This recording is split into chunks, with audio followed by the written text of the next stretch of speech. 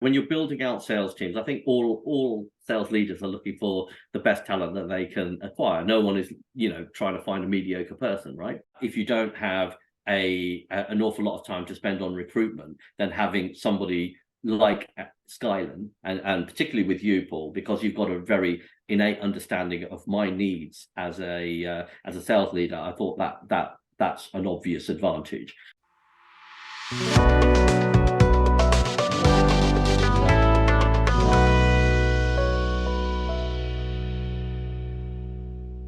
Hi everyone, it's Paul Foster here from Skyland, and welcome to our Digitech Leaders series.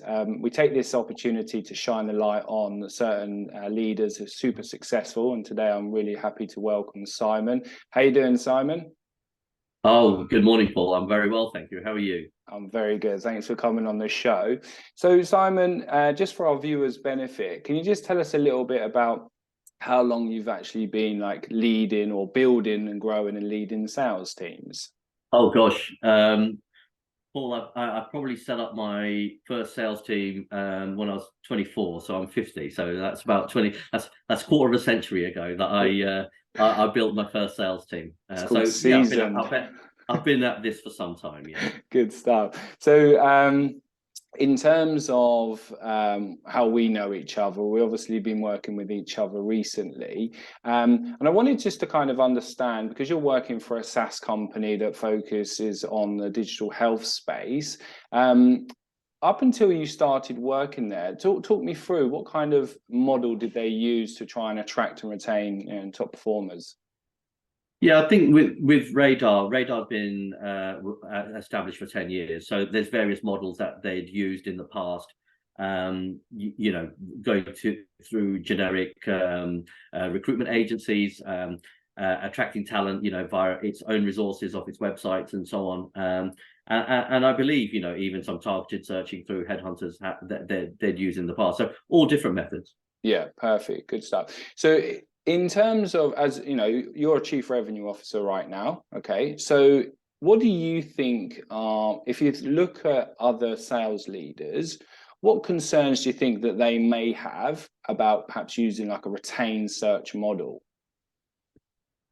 I think there are two schools of thought when looking for, I think when you're building out sales teams, I think all sales leaders are looking for the best talent that they can acquire. No one is, trying to find a mediocre person, right? You want to find the best people. And there are different schools of thought. So some sales leaders, I think, may adopt a high volume approach. Look, if I get enough candidates through the door, then I, skilled enough to understand what is right for our organization from a fit standpoint. So it's not just about how much revenue I can generate per sales income generator. It's also around what is the best fit for my team. How will different team members gel with one another? So I think that has a bearing on which approach. So if you're looking to fit out a team of 10 people, then the chances are you need a lot more CVs than if it's two roles that you're filling in.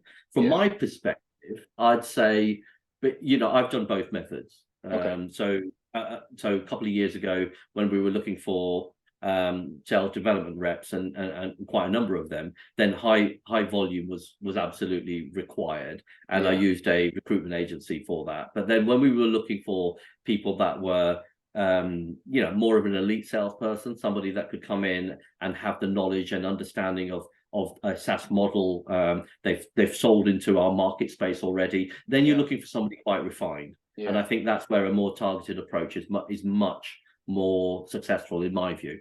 Yeah, I think in terms of that type of elite salesperson, you start thinking about, okay, so what kind of quotas are they got to meet? What kind of average order values are they, going to be closing? Almost, are they a hunter? Are they going to go out and win new logos? That's really interesting. So talk us through, because we've been working with each other now for just over, I think, a year. So talk us through the process, or certainly the business outcomes. What Skyland was it? What did we provide to you? What was we able to give you when it comes to obviously hiring, perhaps coaching, or even attracting and retaining top talent? I think it stems from a really good discovery. You need to really understand what the priorities are, that individual customer is looking for. So in our relationship, because we knew each other, Yeah, we had a very natural way of talking with one another about what was really important at this moment in our time. And yeah, that moment can move, right? Sometimes what is a priority 6 months can change quite significantly over even a 6 month period. So yeah, we learned from that journey that you and I went on that, for example, when the first few candidates that we looked at, they were not quite right. We did several discoveries with some of them, and we realized that actually what we were looking for was something slightly different. We honed that process yeah. over the course of the next few months. I think that really helped you then go out there and really go and target certain individuals that we were looking at, because you really understood the brief. And I Yeah. think to really understand the brief, you need to spend the time. So, number one, you need to understand the sector. Number Yeah. two, you really need to understand the type of sales environment. So it's not just about the industry; it's actually about how do we actually do it. So understanding the mechanics of the sales process, then you can go out there and find the right candidates that lend themselves best to that process and that market space. So that was pretty critical. Yeah. But once we'd established that, and you and I had several conversations around this, because we were looking for something significant. We were looking for in my world, it's about ARR, right? It's about annual Yeah. recurring revenue. How much can you and then it's about the quotas. So Yeah.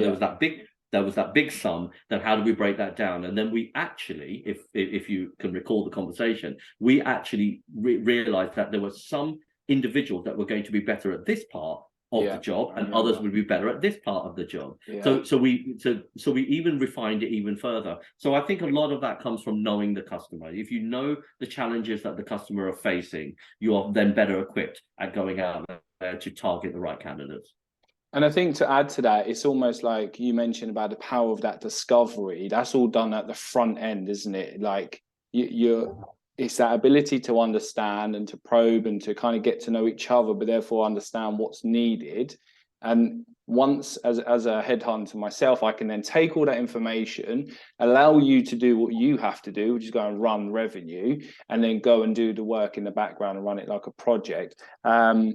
So then I can come back and deliver the results. So I completely agree with you. I think, so talk us through then. So over this project, let's have a look. What have we been able to, for our viewers' sake, talk us through what we've been able to deliver for you from a business point of view. What are the business outcomes? Well, the obvious outcome is that we were looking for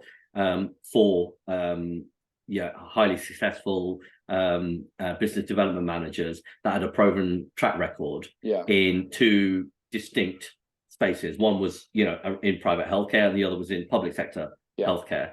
And we filled all four roles, right? So perfect. that was the obvious business outcome. But I think there was something better that came out of that, and it was that when we started looking at various candidates, and we were going through the screening process. So you would do the screening process, so you Yeah, understood very good what I was looking for and what radar were looking for. But then when I did this discovery call, it was that reflection between you and I afterwards that we would then hone the next candidate, yeah, because we would then know what we were looking at, because it was, you thought, am I verifying with Simon the right types of candidates that we're putting through? I would do this discovery and then feed that back to you. And it was quite interesting, because sometimes you would challenge me on certain aspects to yeah, that. So it wasn't, for example, we were looking at a particular person, and you said maybe it's not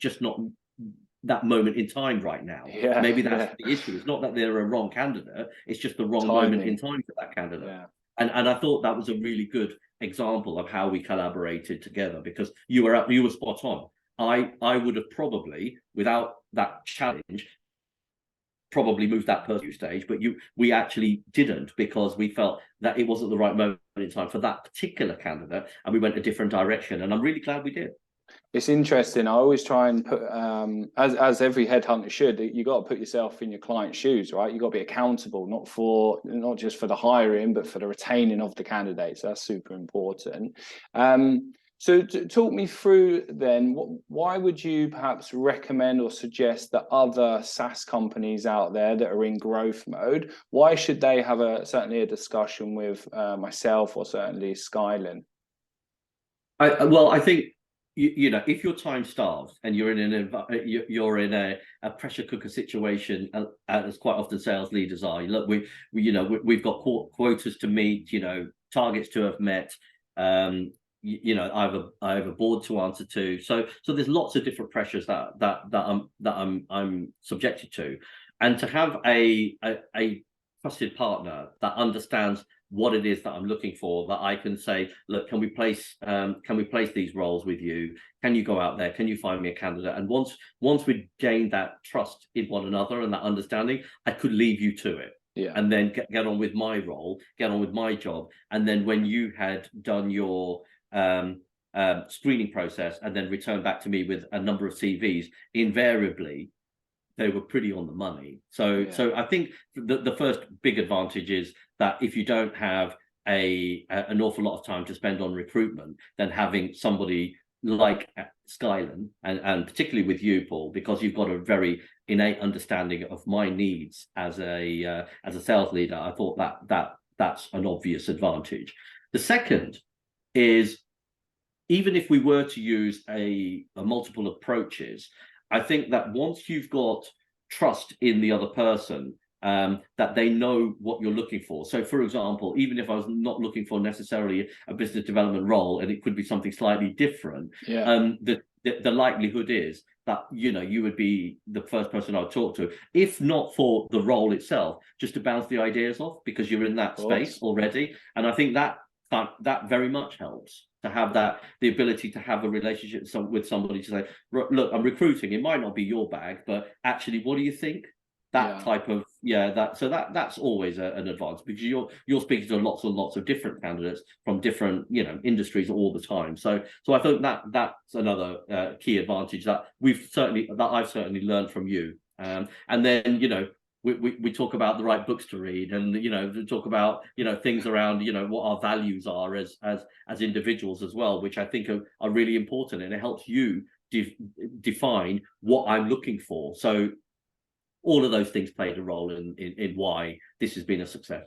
Absolutely. I think other sales leaders can take a leaf out of your book, because I remember on our first discovery calls, you were time starved, you've got a huge remit, but you was planning ahead. Because some people, and I understand why, they're like, oh, I'll start recruiting for that person nearer the time. But actually, when you work out how long it takes, how long the project can take, and then you factor in notice periods, actually you should bring it back. You know, you did it right. You was thinking perhaps like two quarters beforehand, and that's what allowed us to find the right people at the right time. So that was really good. Well, Simon, listen, I'm not going to take any more of your time. Thanks ever so much for coming on the show today. I wish you all the luck in the world for the growth of the business, and I look forward to speaking to you soon. Yeah, we'll be in touch. Thank you so much, Paul. Take care. Take care. Bye-bye. Bye.